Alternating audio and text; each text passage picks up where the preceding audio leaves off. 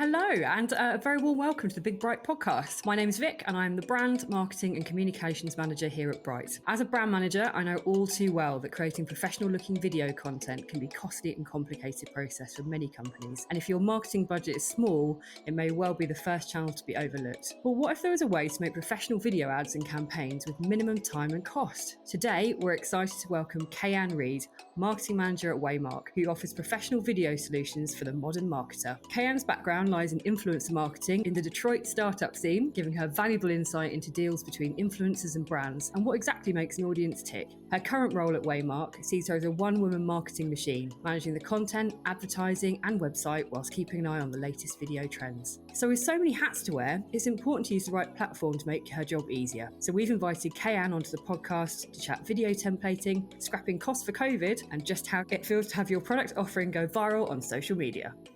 So, hello, welcome, Kayan. It's so lovely to see you. Lovely to be here. Thanks for having me. So, I really appreciate you coming on to talk to us today about Waymark and what you're doing. So, I think probably the best place to start really is about talking about the woman behind the machine, because I would like to know a little bit more about you. So, I wondered if you could tell me a little bit about you, your career journey from influencer marketing, which I mentioned in the intro, to where you are now. And this is a bit of a curveball, but I'm going to ask you about your biggest influencer story, so we can cover that after. But tell me a little bit about how you've come from where you've started to where you are now. Yeah, absolutely. I got involved and plugged into the Detroit startup scene through an entrepreneurship fellowship called Venture for America, and through them joined, as you said, an influencer marketing startup called the Out Loud Group here in Detroit, helped them scale their business from 5 people to 25 people. And it was kind of at this time when influencer marketing was sort of the wild, wild west, and kind of going from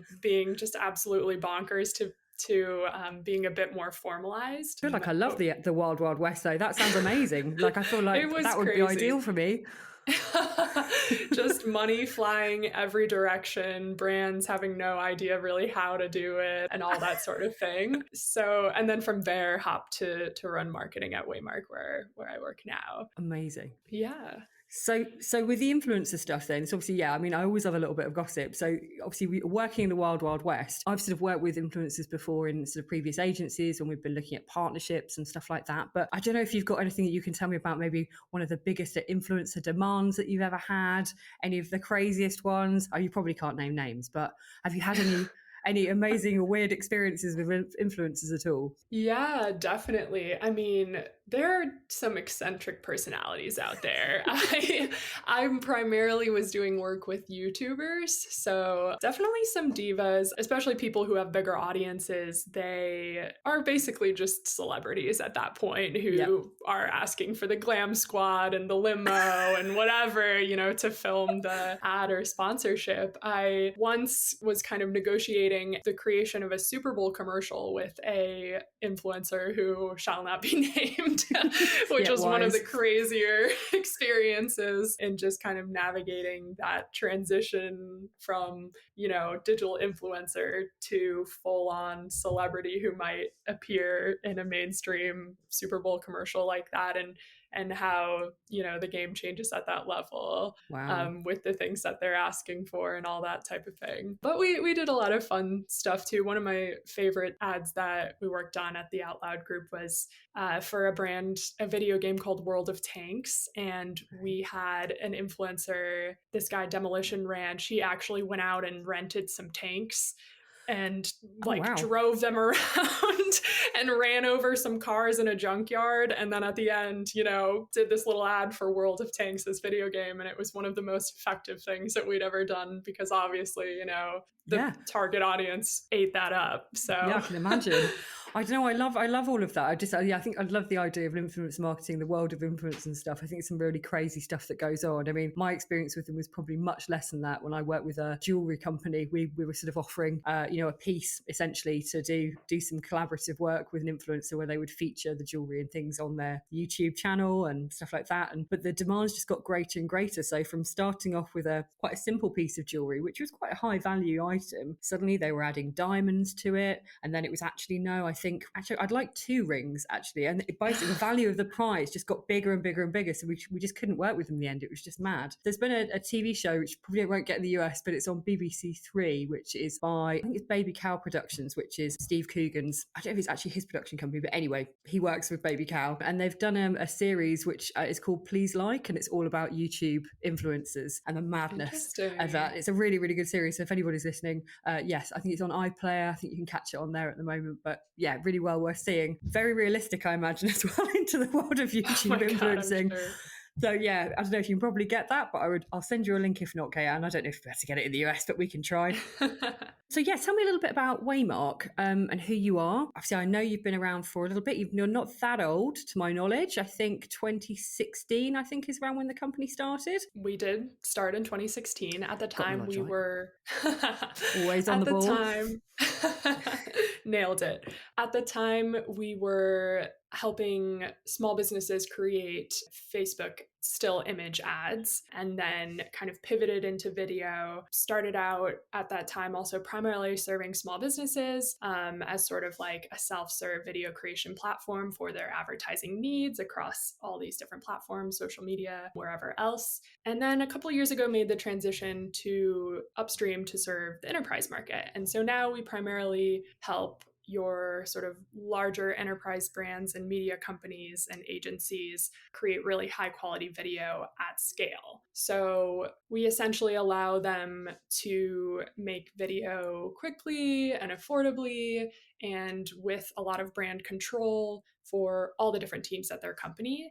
So, their sales, marketing, their clients, their franchisees in their local markets, or whoever else sort of needs video, we empower them to create video for all those different teams. And basically the core of how we do that is really easy to use self-serve video creation tools. So anybody can use them even if they have no production experience, and it's sort of up to our customers to decide what teams within their company are going to be using that. But no matter what's going to come out of there is a brand safe, brand level quality, beautiful, powerful video ad. Yeah, that sounds amazing. So I imagine as well, as particularly in this market at the moment, or where we are in the current world situation, that this is an ideal tool for brands in general, for all of their teams being able to sort of almost like self-serve in that way. Yeah, it's been crazy as well. I think COVID and the pandemic and everything has made the need for local level of personalization more important than ever before, because obviously COVID is affecting each community completely differently. So, you need to have personalized marketing for each different market because things are really different everywhere. Yeah, no, it makes total sense. I think it sounds like a brilliant tool, because I think that's certainly something that we've sort of struggled with actually in terms of video production probably over the past year as well. So it's always really good to know that those sorts of tools are available. But one of the most really interesting things I think that I learned about you guys, and from our conversations before this, was what actually happened during sort of the past year and during the pandemic. And one of the things that really stood out to me was that you'd actually made the decision to make your entire platform free, essentially, to small businesses. I just think it's such a bold move. It's such a positive move as well. And I'm just really interested in, I suppose, the strategy behind that and what the outcome has been for your business. So can you tell me a little bit more about what the thought process was and how you decided to make this happen? Yeah, absolutely. I mean, first and foremost, I think we saw the need coming from that small business background. Even though we're primarily serving enterprise customers now, we saw that small businesses were really suffering, and a lot of them probably weren't going to make it out the other side of this kind of huge catastrophic event. And so we saw the potential for impact of like really fast turnaround advertising that would help them kind of get the word out about what was going on at their business right now, whether it's, closed indefinitely, buy a gift card to help us get through this, doing takeout, or, like wear a mask kind of PSA, things like that. So we spun up a lot of kind of pre-filled messaging around those messages, made it free, as you said. And I think the strategy behind that was, we saw the need. We knew that it would come at a low to zero cost to us because, as I said, we weren't really going after the small business market heavily at that time. So we weren't really spending marketing dollars in that arena or servicing a lot of folks in that area at that time, since we had kind of shifted to enterprise. So we basically hoped that it would drive, in addition to helping people, drive a lot of traffic to our site, and hoped that it would help us uncover leads in that way on the enterprise side, which is ultimately what ended up happening. It was really cool to see small businesses use it exactly as we had hoped and create that kind of up-to-date COVID related messaging, or just, really great branding videos to try to remind people in their community that they're there and they need your support. But we also, saw some really key leads come through in terms of gaining traction amongst like local branches of bigger enterprises who we were interested in going after. And at the same time, kind of saw adoption grow within some of our new markets of enterprise customers who we were already working with. So it was cool to see that kind of like more, obviously people are interested in free tools. One of our major enterprise customers also kind of adopted this free video as a cornerstone of their COVID response. So that was really cool as well. Yeah. Well, one of the other things as well that I do know about you is that as part of this, and obviously because of this lovely, great initiative essentially that you put together, is this was actually picked up by US billionaire Mark Cuban, wasn't it? This guy is, I'm not saying he's a multi-billionaire, but he's a billionaire, probably, for all we know.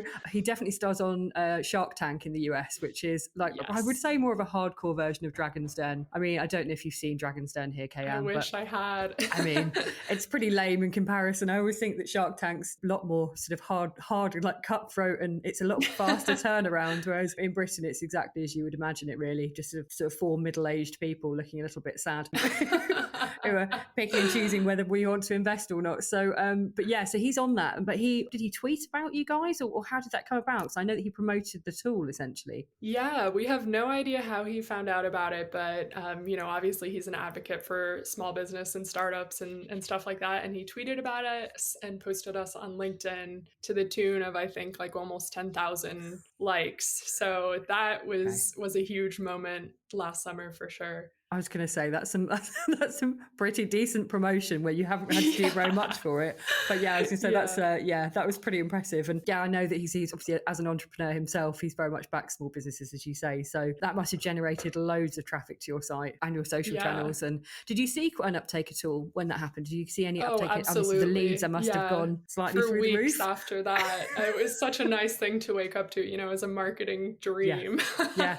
Oh, I long for it. Honestly, I mean, anybody that, any celebrities that want to sort of tweet about our particular products here, I'd be very happy to do. Exactly. Please do. Yeah. I don't know. I just found all that really fascinating. And I just think it was a great initiative. It's something actually that I think, as a business, we thought about doing. I don't think we were maybe quick enough to act in that way, but it shows by thinking creatively as you did and thinking about what can we do, because as you pointed out that we weren't going after that small business market so much. Right. So what were you going to lose by doing that? And actually now it's completely flipped on its head. So have you gone back now to a paid for model for small businesses? Yes. You have. So what impact has that had? Has that had any? Or yeah, I do think there was a bit of saturation, like, after the first 6 months of the pandemic, a lot of people were doing similar things, and people had kind of adjusted a bit more. And so we weren't seeing sort of the same level of usage and impact by the time it got around to late fall. So kind of reinstating the prices, if anything, was an effort to help us qualify some of those leads that we had gathered from that experience,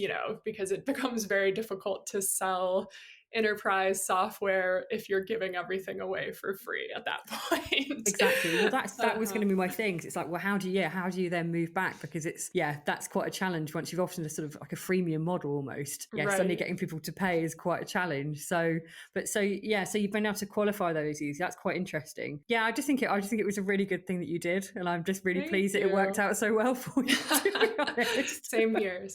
Definitely a risk. Yeah, so going back to what you were saying a second ago, obviously about the smaller brands that you're working with, I know that you work with larger brands as well as sort of media agencies and cable companies. So because you work with a really big one, so Spectrum Reach, isn't it? Which is one of the largest cable companies in the US. So my understanding of what they do is they take your videos and they sort of sell them to smaller businesses. Is that right? Well, they actually use our creative as a sales enablement tool often. So our self-serve platform, they put it in the hands of their sales team, and their sales team will take our video templates and personalize them for the small business that they're pitching that day, for example.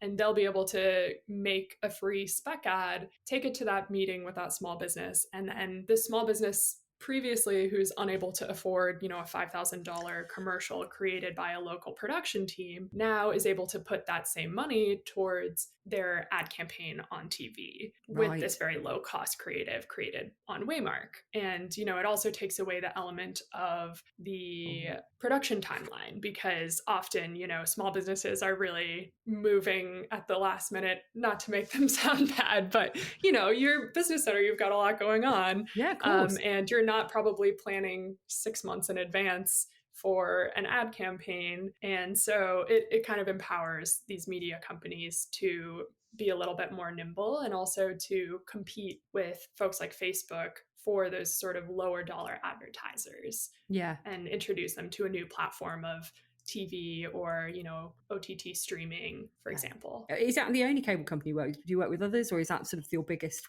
cable company client, or is it a variety of different ones? Yeah, they're definitely unique in that kind of sales team use case. I think most of the other media companies and streaming platforms or folks that we work with will use our tool to kind of supercharge their creative team. So Ah, they'll have their creative team, and Spectrum does this as well, but they'll have their creative team make a really beautiful commercial, a piece of creative, and then use Waymark as a way to kind of maximize their production capacity. So it's still like a tool, not to eliminate the need for the creative team. There's always going to be a need for, a production team, but to kind of maximize their capacity, enable them to move more quickly and respond to needs for spec ads and things like that a lot more quickly. so as well as some of the larger cable companies that you work with a sort of quite interesting business model, you also work with just other sort of larger brands as well. And one of the things I'm always really interested in is about sort of localized marketing and how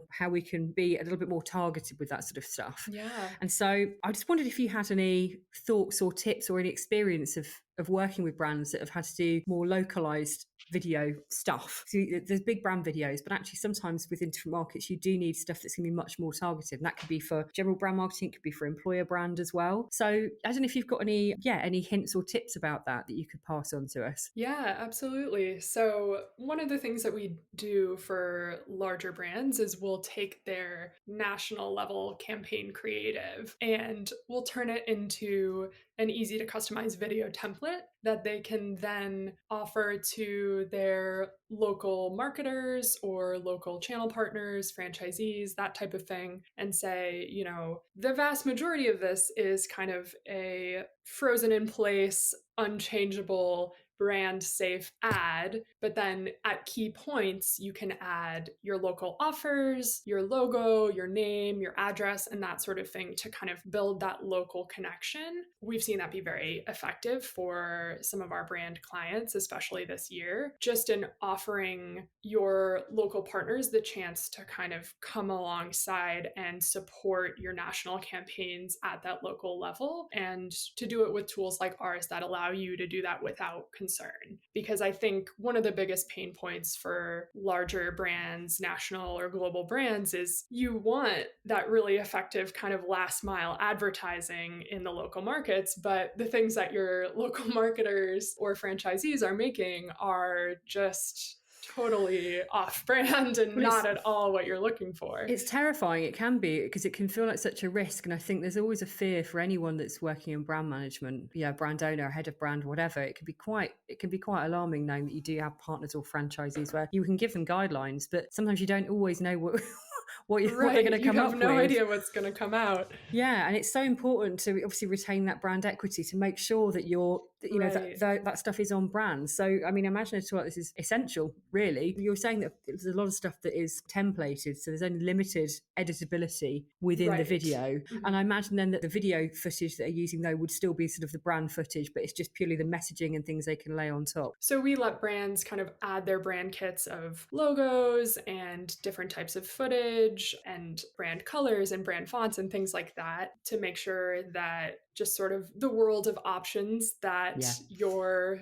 folks on your team who are personalizing these videos are choosing from are all going to be on brand. great. And it just sort of takes away that element of concern about brand safety when people are making their local creative. Yeah, like I say, I mean, it can be terrifying. And to be honest, even within a small team, we don't have the hugest team here, but even just then, we're having to be able to proof things all the time, making sure things are right, that we're using the right colors, the right shapes, even. Sometimes, we don't use square Yeah. corners. It's making sure that everything is correct. It's without being restrictive, I suppose, as well. But I suppose the larger brands, you will need to do that on a more of a global level, especially with franchisees. So yeah, it sounds like a brilliant tool and incredibly helpful, to be honest. So I feel like I'm going to be tapping you up after this to talk to you about it. There are a few things that have been going around my head, and like I say, as a brand marketer and somebody that is often really focused on the creative, we look at a lot of video marketing things here, and it's an area that I know that we've underinvested in, and I know that we need to do more of. And one of the things that I always have is that again, it's sort of, I'm a bit time poor. I want the creative, but yeah, I don't always have the time to do it. But I have brand Right. messaging I know that will come across much better on video. And I just wondered what the common challenges that your customers face when they talk to you about video marketing. Are they the sort of same things that I'm talking about? I mean, I'm sure there are plenty more. Yeah, definitely. Our customers, it's for sure the timeline, it's often the cost. It's also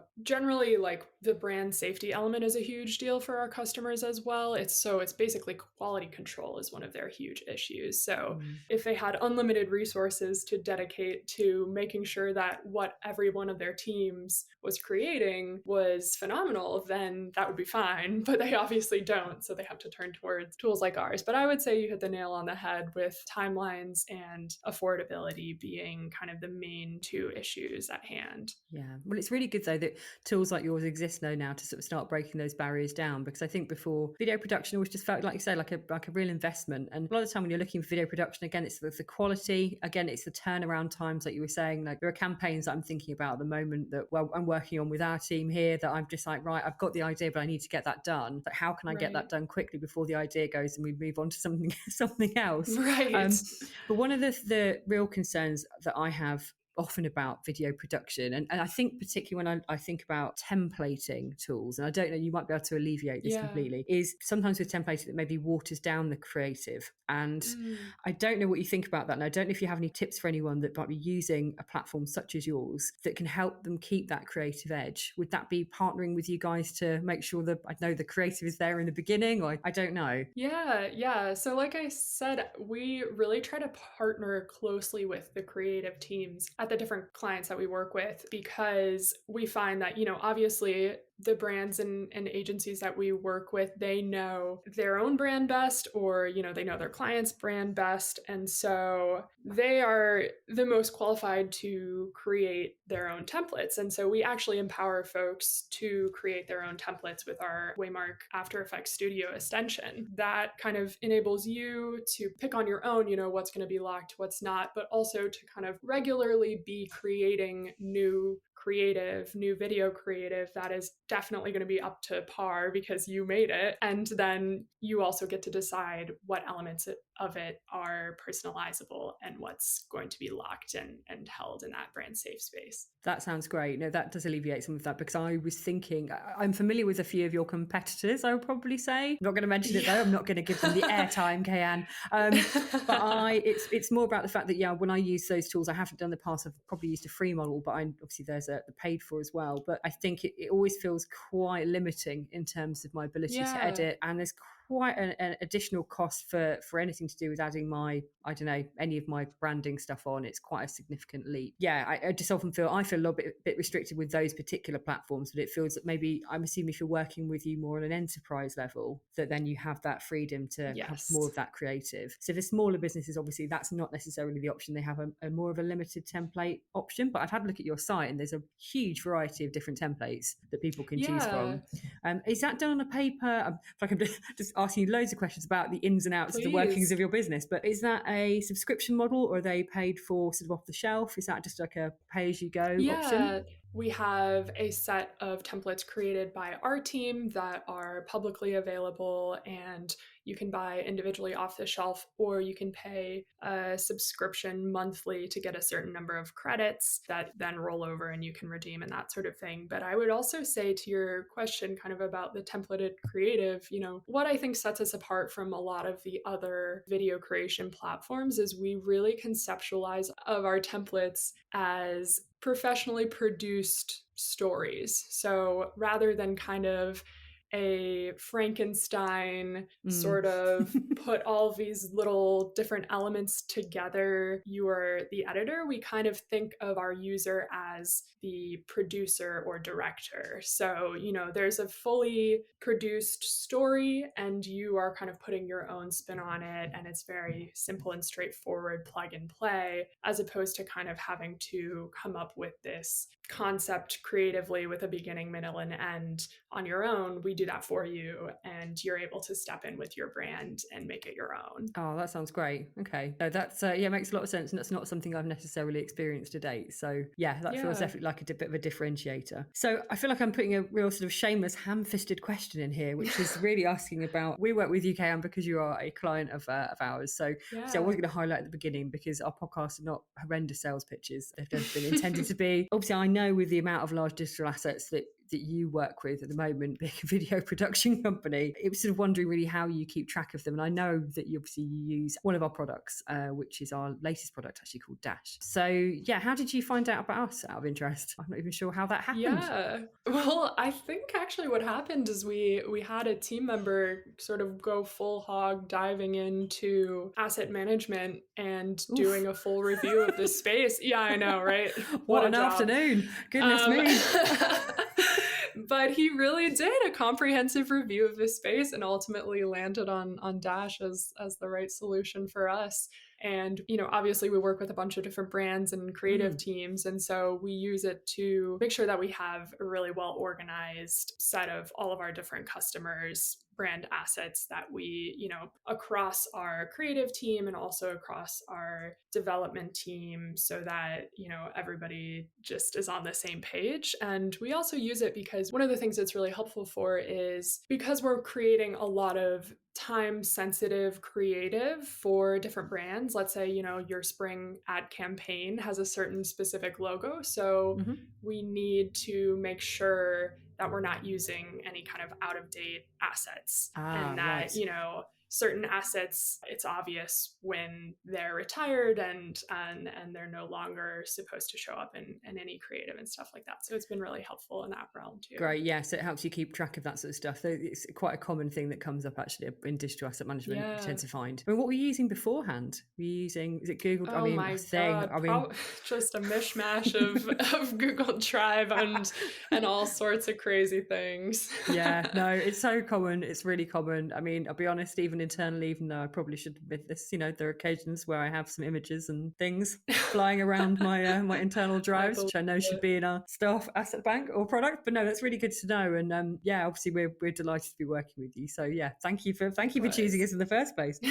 So I think I'm getting away from some horrible sales stuff there. So I didn't really intend for that to happen. I feel a little bit sick about doing it. So I apologise to our listeners because this is not what these are generally about. It's more about helpful tips around marketing, which is what it should be about. So budgets have been a bit of an issue over the past year for some. Some people have gone crazy and been like, you know what, we're just going to keep spending and spending. Others really have had their budgets cut and are having to think very creatively, as usual, as marketers, really, which is what we do on a daily basis, about how to still deliver the results that we need to, how to think creatively around campaigns. So I was wondering if you could help our listeners with some practical advice, really. So any sort of marketers or brand managers or anyone working in creative services, obviously there are a lot of the people that you work with, if they want to sort of dip their toe into video marketing, where would you say is the best way to begin, I suppose? And what are some, I suppose, top tips you could give us as a starting point? Yeah, I would say we typically recommend starting with, for brands on the smaller side, starting with one really, really fantastic overview general branding video and sort of trying to slice that in all the different ways possible, whether that's for use on your Facebook ad campaign. I think that's probably the most important place to start with video ads, where video can really make a difference in your performance is, across social advertising or any other ad platforms. Video is really the format that performs the best. So I would say start there if you have minimal budget and upgrade your paid ads to video. But otherwise, I'd say invest in a really, really strong story driven piece about your brand that can kind of stand in any platform and in any context. Maybe it's a 2-minute piece that you cut down into 30 seconds and 6 seconds for for a Facebook ad, but that will take you far. Great. No, that's really helpful. Yeah, I suppose when we do sort of create big videos and then we just don't think about cutting them up or doing other stuff with them, it's sort of once the video is the video, that's it. Right. And interestingly, because I've been thinking about YouTube recently and about creating sort of those big YouTube ads and stuff, and I'm thinking, well, actually, I've got to go away and pay for something. And I thought, well, hang on a minute, we've already got some stuff here, which I'm sure we could be able to do something with, and we've got some really valuable content, so maybe we could cut that down because the ads aren't that big. So I think, yeah, it's looking at what you already have, and we're having to do that quite a lot. Look at your own resources, look at your own content, look at your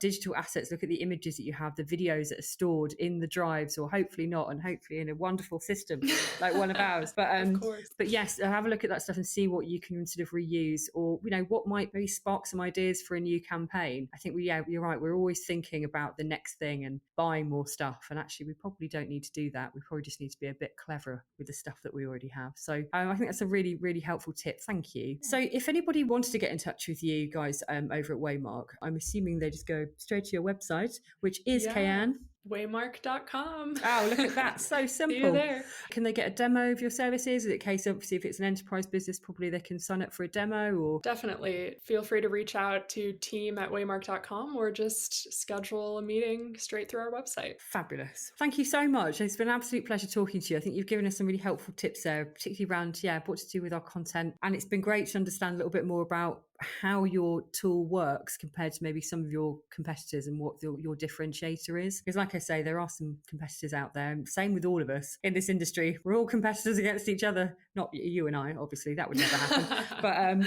But you know what I mean? So it's good to know what that differentiator is, because it's not always so obvious. So yeah, thank you so much. And we really appreciate your time. Thanks for joining the podcast. Thank you so much for having me. It's been lovely. Thanks for listening to the Big Bright podcast. Make sure to subscribe to never miss an episode and check out our website at builtbybright.com.